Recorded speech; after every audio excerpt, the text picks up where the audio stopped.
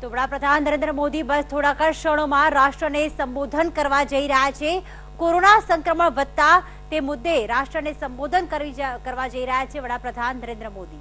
मेरे प्यारे देशवासियों, नमस्कार। कोरोना के खिलाफ देश आज फिर एक बहुत बड़ी लड़ाई लड़ रहा है। कुछ सप्ताह पहले तक स्थितियां संभली हुई थी और फिर एक कोरोना की दूसरी वेव तूफान बनकर आ गई। जो पीड़ा आपने सही है, जो पीड़ा आप सह रहे हैं, उसका मुझे पूरा एहसास है। जिन लोगों ने बीते दिनों में अपनों को खोया है, मैं सभी देशवासियों की तरफ से उनके प्रति संवेदनाएं व्यक्त करता हूं। परिवार के एक सदस्य के रूप में मैं आपके दुख में शामिल हूं। चुनौती बड़ी है, लेकिन हमें मिलकर अपने संकल्प, अपने हौसले और तैयारी के साथ इसको पार करना है। साथियों, अपनी बात को विस्तार देने से पहले मैं देश के सभी डॉक्टरों, मेडिकल स्टाफ, पैरामेडिकल स्टाफ, हमारे सभी सफाई कर्मचारी भाई बहन, हमारे एम्बुलेंस के ड्राइवर्स, हमारे सुरक्षा बल, पुलिसकर्मी, सभी की सराहना करूंगा।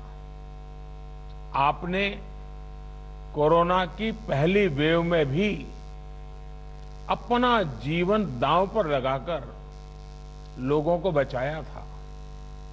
आज आप फिर इस संकट में अपने परिवार, अपने सुख, अपनी चिंता छोड़कर दूसरों का जीवन बचाने में दिन रात जुटे हुए हैं।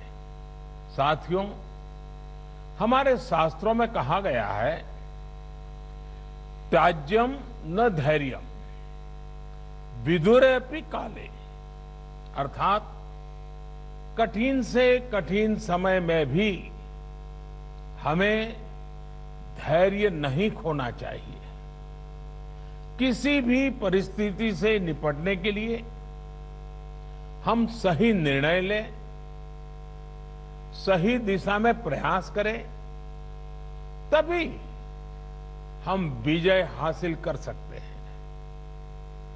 इसी मंत्र को सामने रखकर आज देश दिन रात काम कर रहा है। बीते कुछ दिनों में जो फैसले लिए गए हैं, जो कदम उठाए गए हैं, वो स्थिति को तेजी से सुधारेंगे। इस बार कोरोना संकट में देश के अनेक हिस्से में ऑक्सीजन की डिमांड बहुत ज्यादा बढ़ी है। इस विषय पर तेजी से और पूरी संवेदनशीलता के साथ काम किया जा रहा है। केंद्र सरकार, राज्य सरकारें, प्राइवेट सेक्टर, सभी की पूरी कोशिश है कि हर जरूरतमंद को ऑक्सीजन मिले।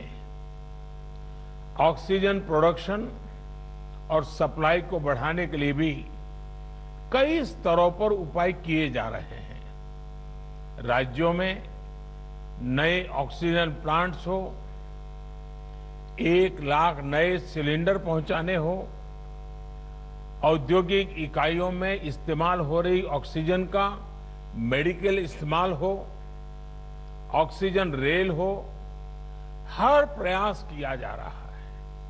साथियों, इस बार जैसे ही कोरोना के केस बढ़े, देश के फार्मा सेक्टर ने दवाइयों का उत्पादन और बढ़ा दिया है। आज जनवरी फरवरी की तुलना में देश में कई गुना ज्यादा दवाइयों का प्रोडक्शन हो रहा है। इसे अभी और तेज किया जा रहा है। कल भी मेरी देश की फार्मा इंडस्ट्री के बड़े जो प्रमुख लोग हैं, उसके जो एक्सपर्ट लोग हैं, उनसे बहुत लंबी चर्चा हुई है। प्रोडक्शन बढ़ाने के लिए हर तरीके से दवाई कंपनियां की मदद ली जा रही है। हम सौभाग्यशाली हैं कि हमारे देश के पास इतना बड़ा मजबूत फार्मा सेक्टर है जो बहुत अच्छी और तेजी से दवाइयां बनाता है। इसके साथ ही अस्पतालों में बेड की संख्या को बढ़ाने का भी काम तेजी से चल रहा है। कुछ शहरों में ज्यादा डिमांड को देखते हुए विशेष और विशाल कोविड हॉस्पिटल बनाए जा रहे हैं। साथियों, पिछले वर्ष जब देश ने कोरोना के कुछ ही मरीज सामने आए थे, उसी समय भारत में कोरोना वायरस के खिलाफ प्रभावी वैक्सीन के लिए काम शुरू कर दिया था। हमारे वैज्ञानिकों ने दिन रात एक करके बहुत कम समय में देशवासियों के लिए वैक्सीन विकसित की है।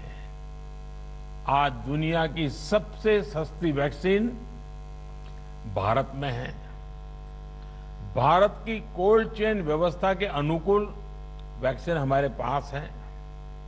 इस प्रयास में हमारे प्राइवेट सेक्टर ने इनोवेशन और एंटरप्राइज की भावना का बेहतरीन प्रदर्शन किया है। वैक्सीन की अप्रूवल्स और रेगुलेटरी प्रोसेसेस को फास्ट ट्रैक पर रखने के साथ ही सभी साइंटिफिक और रेगुलेटरी मदद को बढ़ाया गया है। यह एक टीम एफर्ट है जिसके कारण हमारा Bharat 2 made in India vaccine के साथ दुनिया का सबसे बड़ा टीकाकरण अभियान शुरू कर पाया। टीकाकरण के पहले चरण से ही गति के साथ ही इस बात पर जोर दिया गया कि ज्यादा से ज्यादा क्षेत्रों तक, जरूरतमंद लोगों तक वैक्सीन पहुंचे। दुनिया में सबसे तेजी से भारत में पहले 10 करोड़, फिर 11 करोड़ और अब 12 करोड़ वैक्सीन डोज दिए गए हैं। आज कोरोना से इस लड़ाई में हमें हौसला मिलता है कि हमारे health care workers, frontline corona warriors और सीनियर सिटीजन्स के एक बड़े हिस्से को वैक्सीन का लाभ मिल चुका है। साथियों, कल ही वैक्सीन को लेकर हुए एक और अहम फैसला भी हमने किया है। 1 मई के बाद से 18 वर्ष के ऊपर के किसी भी व्यक्ति को वैक्सीनेट किया जा सकेगा। अब भारत में जो वैक्सीन बनेगी उसका आधा हिस्सा सीधे राज्यों और अस्पतालों को भी मिलेगा। इस बीच गरीबों, बुजुर्गों, निम्न मध्यम वर्ग के लोग, 45 वर्ष की आयु के ऊपर के व्यक्तियों के लिए केंद्र सरकार का जो वैक्सीन कार्यक्रम चल रहा है वो भी उतनी ही तेजी से जारी रहेगा। पहले की तरह ही सरकारी अस्पतालों में मुफ्त वैक्सीन मिलती रहेगी, जिसका फायदा, जैसा मैंने कहा, हमारे गरीब परिवार हो, हमारे मध्यम वर्ग, निम्न मध्यम वर्ग के परिवार हो, वो उनका लाभ उठा सकेंगे। साथियों, हम सभी का प्रयास जीवन बचाने के लिए है, और जीवन बचाने के लिए तो है ही, प्रयास से भी ये है कि आर्थिक गतिविधियां और आजीविका कम से कम प्रभावित हो। प्रयास का तरीका यही रखा जाए। वैक्सीनेशन को 18 वर्ष की आयु के ऊपर के लोगों के लिए ओपन करने से शहरों में जो हमारे वर्कफोर्स है उसे तेजी से वैक्सीन उपलब्ध होगी। राज्यों और केंद्र सरकार के प्रयासों से श्रमिकों को भी तेजी से वैक्सीन मिले लगेगी। मेरा राज्य प्रशासन से आग्रह है कि वो श्रमिकों का भरोसा जगाए रखे। उनसे आग्रह करें कि वो जहां है वहीं रहे। राज्यों द्वारा दिया गया ये भरोसा उनकी बहुत मदद करेगा कि वो जिस शहर में है वहीं पर अगले कुछ दिनों में वैक्सीन भी लगेगी और उनका काम भी बंद नहीं होगा। साथियों, पिछली बार जो परिस्थितियां थी वो अभी से काफी भिन्न थी। तब हमारे पास इस वैश्विक महामारी से लड़ने के लिए कोरोना स्पेसिफिक मेडिकल इंफ्रास्ट्रक्चर नहीं था। आप याद करिए देश की क्या स्थिति थी। कोरोना टेस्टिंग के लिए पर्याप्त लैब नहीं, पीपीई का कोई प्रोडक्शन नहीं, हमारे पास इस बीमारी के ट्रीटमेंट के लिए कोई खास जानकारी भी नहीं। लेकिन बहुत ही कम समय में हमने इन चीजों में सुधार किया। आज हमारे डॉक्टरों ने कोरोना के इलाज की बहुत ही अच्छी एक्सपर्टीज हासिल कर ली है।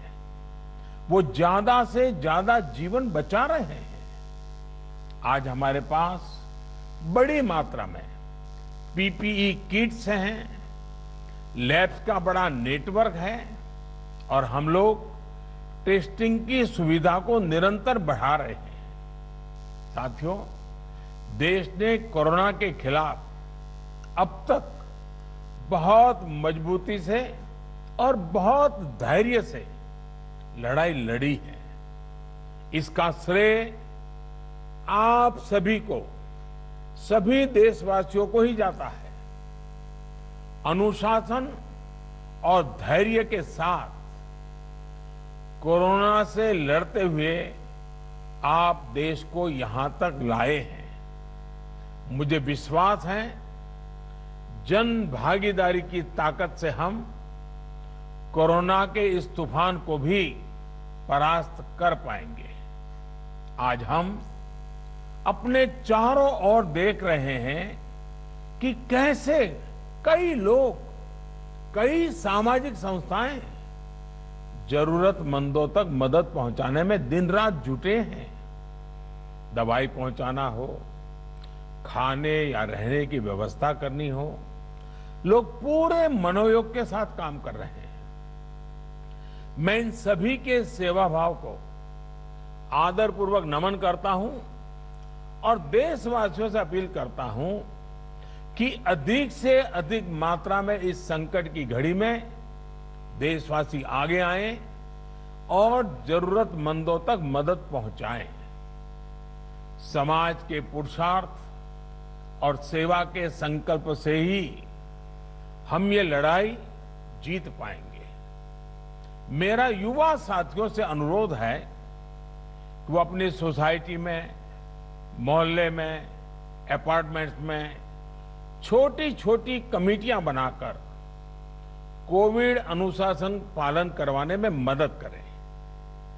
हम ऐसा करेंगे तो सरकारों को न कभी कंटेनमेंट जोन लगाने की जरूरत पड़ेगी, न कर्फ्यू लगाने की जरूरत पड़ेगी और लॉकडाउन का तो सवाल ही नहीं उठता है।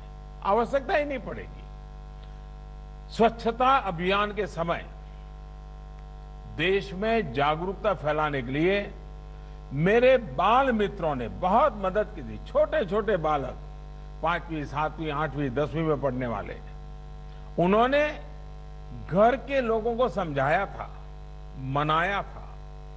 उन्होंने बड़ों को भी स्वच्छता का संदेश दिया था।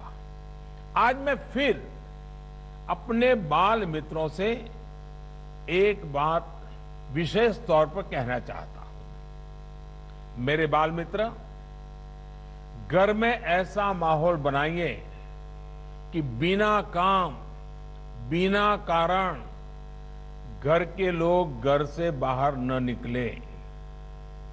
आपकी जीत बहुत बड़ा परिणाम ला सकती है। प्रचार माध्यमों से भी मेरी प्रार्थना है कि ऐसे संकट की घड़ी में वो लोगों को सतर्क और जागरूक करने के लिए जो प्रयास कर रहे हैं उसे और बढ़ाएं। इसके साथ ही इसके लिए भी काम करें कि डर का माहौल कम हो सके, लोग अफवाह और भ्रम में न आए। साथियों, आज की स्थिति में हमें देश को लॉकडाउन से बचाना है। मैं राज्यों से भी अनुरोध करूंगा कि वो लॉकडाउन को अंतिम विकल्प के रूप में ही इस्तेमाल करें। लॉकडाउन से बचने की भरपूर कोशिश करनी है और माइक्रो कंटेनमेंट जोन पर ही ध्यान केंद्रित करना है। हम अपनी अर्थव्यवस्था की सेहत भी सुधारेंगे और देशवासियों की सेहत का भी ध्यान रखेंगे। साथियों, आज नवरात्रि का आखिरी दिन है। कल रामनवमी है और मर्यादा पुरुषोत्तम श्री राम का हम सभी को यही संदेश है कि हम मर्यादाओं का पालन करें। कोरोना के इस संकट काल में कोरोना के बचने के जो भी उपाय है, कृपया करके उनका पालन 100% करिए। दवाई भी, कड़ाई भी, इस मंत्र को कभी भी भूलना नहीं है। ये मंत्र जरूरी है, वैक्सीन के बाद भी जरूरी है। रमजान के पवित्र महीने का भी आज 7वां दिन है। रमजान हमें धैर्य, आत्मसंयम और अनुशासन की सीख देता है। कोरोना के खिलाफ जंग जीतने के लिए अनुशासन भी, उसकी भी उतनी ही जरूरत है। जब जरूरी हो तभी बाहर निकले। कोविड अनुशासन का पूरा पालन करें। मेरा आप सभी से यही आग्रह है। मैं आपको फिर ये भरोसा देता हूं, आपके इस साहस, धैर्य और अनुशासन के साथ जुड़कर आज जो परिस्थितियां हैं उन्हें बदलने में देश कोई कसर नहीं छोड़ेगा। आप सभी स्वस्थ रहें, आपका परिवार स्वस्थ रहें, इसी कामना के साथ मैं अपनी बात समाप्त करता हूं। आपका बहुत बहुत धन्यवाद। તો પ્રધાનમંત્રી નરેન્દ્ર મોદીએ દેશવાસીઓને સંબોધન કર્યું અને કહ્યું કે લોકડાઉનથી બચવાનો રસ્તો આપણે અપનાવવાનો છે। લોકડાઉન એક છેલ્લો વિકલ્પ છે। આપણે જણાવીએ કે પ્રધાનમંત્રી નરેન્દ્ર મોદીએ શ્રમિકોને પણ પોતાના વતનની વાટ ન પકડવા માટે જણાવ્યું છે। આ સમગ્ર મામલે જાણકારી આપશે સંવાદદાતા હિરેન રાવલ। હિરેન, પ્રધાનમંત્રી નરેન્દ્ર મોદીનો આ જે સંદેશ છે તેને કેવી રીતે જુઓ છો? કઈ ખાસ વાત? જો પ્રધાનમંત્રીએ સ્પષ્ટ સંકેત આપ્યા છે કે દેશભરની અંદર લોકડાઉન લગાવવામાં નહીં આવે। અત્યારે હાલ કોઈ પણ આ પ્રકારે લોકડાઉનની જરૂરિયાત નથી। અન્ય રાજ્યોને પણ લોકડાઉન ન લગાવવા માટે અનુરોધ કરવામાં આવ્યો છે. પ્રધાનમંત્રીએ ક્લિયર કહ્યું છે કે લોકડાઉન એ અંતિમ વિકલ્પ છે. શરૂઆતના સમયે જ આ પ્રકારે લોકડાઉન ન લગાવવું જોઈએ. એટલે સીધી વાત છે કે ગુજરાત અને અન્ય રાજ્યો અથવા તો ભાજપ શાસિત રાજ્યો છે તે કોઈ પણ લોકડાઉન નહીં લગાવે. અંતિમ વિકલ્પ તરીકે જ લોકડાઉનનો ઉપયોગ કરવા પ્રધાનમંત્રીએ અનુરોધ કર્યો છે. સાથે મજદૂરો જે એક બાદ એક પોતાનો કામગીરી છોડી અને પોતાના વતન તરફ જઈ રહ્યા છે તેમને પણ પ્રધાનમંત્રીએ અનુરોધ કર્યો છે કે તમારે ક્યાંય જવાની જરૂર નથી, તમારું કામ ચાલુ જ રહેશે. અને સાથે રાજ્યોને અનુરોધ છે કે આ તમામ મજદૂરો છે, જે છૂટક મજૂરી કરનારા કામદારો છે, એમને પણ પૂરતા અને યોગ્ય સમયે વેક્સિન આપવાની વ્યવસ્થા કરવામાં આવે, જેથી કરીને તેમનું સ્વાસ્થ્ય પણ જળવાઈ રહે અને કામગીરી ચાલુ રહેશે, જેથી કરીને તેમનું આર્થિક ઉપાર્જન પણ થઈ શકે.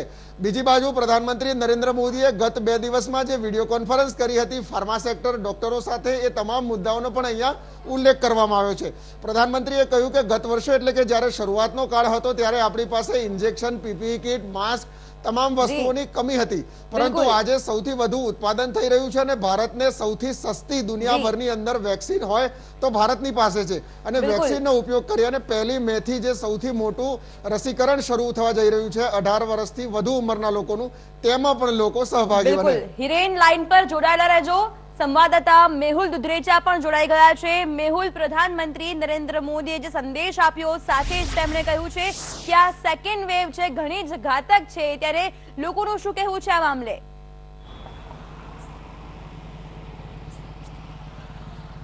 જે પ્રમાણે પ્રધાનમંત્રીએ કહ્યું, ડોક્ટરો પણ વારંવાર કહી રહ્યા છે કે સેકન્ડ વેવ છે ખૂબ જ ઘાતક છે. જે યુકેનો સ્ટ્રેન છે, જે યુકેના સ્ટ્રેનને લીધે પણ જે સ્પ્રેડિંગ છે તે ખૂબ જ વધી રહ્યું છે. આ સ્પ્રેડિંગના લીધે ખૂબ જ ધ્યાન રાખવું અને તકેદારી રાખવી ખૂબ જ જરૂરી છે. યુકેના સ્ટ્રેનની અંદર 1 થી 6 લોકો સુધી જે સ્પ્રેડિંગ છે તે વધતું હોય છે.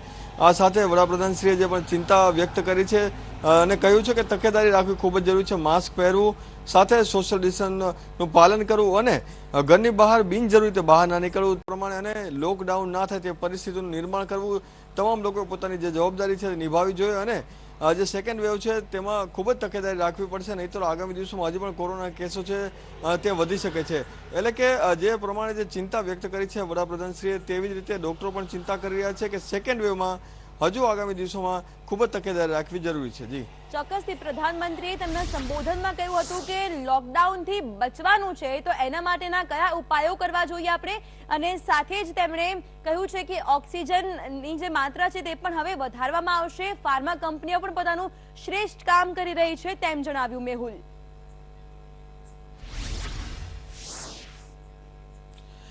જીલ, આ પ્રમાણે જે પ્રમાણે અત્યારે હાલ ઓક્સિજનની અછત જે રાજ્યની અંદર વર્તાઈ રહી છે, તો સામે કેન્દ્ર સરકાર અને રાજ્ય સરકાર પણ જે અલગ અલગ જગ્યા પર નવા પ્લાન્ટ છે તે નવા નાખવાની શરૂઆત કરી દીધી છે.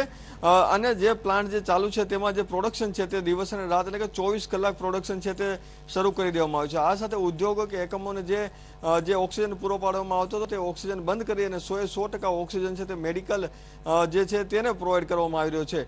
એટલે કે જો ઓક્સિજનની અછત છે તેને પહોંચી મળવા માટેનું એક પગલું ભરવામાં આવ્યું છે, પરંતુ આગામી દિવસોમાં જ્યારે હજુ પણ ઓક્સિજનની અછત ના રહે તે માટે નવા પ્લાન્ટો પણ સ્થાપવાની શરૂઆત કરી દેવામાં આવી છે. આ સાથે બીજે જે ઔદ્યોગિક એકમો છે જે પોતે પ્રોડક્શન કરે છે તેઓ પણ અત્યારે આ કોવિડની દરમિયાન સામે આવ્યા છે અને જે મેડિકલમાં જે જરૂરિયાત છે તેવા લોકોને પોતાના પ્લાન્ટમાંથી ઓક્સિજન પણ આપી રહ્યા છે.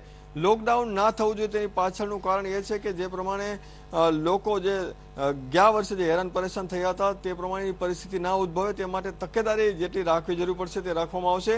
અને સાથે એ પણ કહેવામાં આવ્યું છે કે છેલ્લું ઓપ્શન તરીકે વિચારવું, એટલે કે જ્યાં સુધી જે પૂરતી માત્રામાં વેન્ટિલેટર, જે હોસ્પિટલની વ્યવસ્થા, ઓક્સિજનની વ્યવસ્થા, આ તમામ જે વ્યવસ્થા છે તે પૂર્ણ કરવી રાજ્ય સરકારની જવાબદારી છે અને આ તમામ જે વ્યવસ્થા છે તે કરી દેવી જોઈએ. અને ત્યારબાદની વાત છે કે લોકડાઉન કરવું કે ના કરવું, પરંતુ હાલ જે મહત્વનો મુદ્દો છે તે છે કે તમામ જે વ્યવસ્થા છે તે રાજ્ય સરકાર કરે અને લોકોને સારી સારવાર આપી શકે. જી ચોક્કસથી આપ લાઈન પર જોડાયેલા રહેજો. તો અત્યારે મહત્વના સમાચાર પ્રાપ્ત થઈ રહ્યા છે. પ્રધાનમંત્રી નરેન્દ્ર મોદીએ સંબોધન કર્યું હતું, ત્યારબાદ હવે ગુજરાતના મુખ્યમંત્રી રૂપાણી પણ થોડીક જ વારમાં સંબોધન કરવા જઈ રહ્યા છે. આપને જણાવીએ કે કોરોના મહામારીને લઈને બેઠકોનો દોર ચાલી રહ્યો છે, ત્યારે મુખ્યમંત્રી રૂપાણી પણ થોડીક જ વારમાં સંબોધન કરશે. તો આ સમગ્ર મામલે જાણકારી આપશે હિરેન રાવલ. હિરેન, શું અપડેટ પ્રાપ્ત થઈ રહી છે? લગભગ 9:15 વાગે મુખ્યમંત્રી વિજય રૂપાણી પોતાના સોશિયલ મીડિયા પ્લેટફોર્મ મારફતે સંબોધન કરશે. ગુજરાતની જનતાને અત્યાર સુધીની કામગીરી છે તેની માહિતી આપશે. સાથે પ્રધાનમંત્રી નરેન્દ્ર મોદીએ જે રાષ્ટ્રજોગ સંબોધન કર્યું છે અને સંબોધનના જે મહત્વના મુદ્દાઓ છે, લોકડાઉન હોય, વેક્સિનેશન હોય અથવા તો શ્રમિકોના સંદર્ભમાં, આ તમામ મુદ્દાઓ પર રાજ્ય સરકારની જે ડિસિઝન હશે તેને જાહેર કરવામાં આવશે.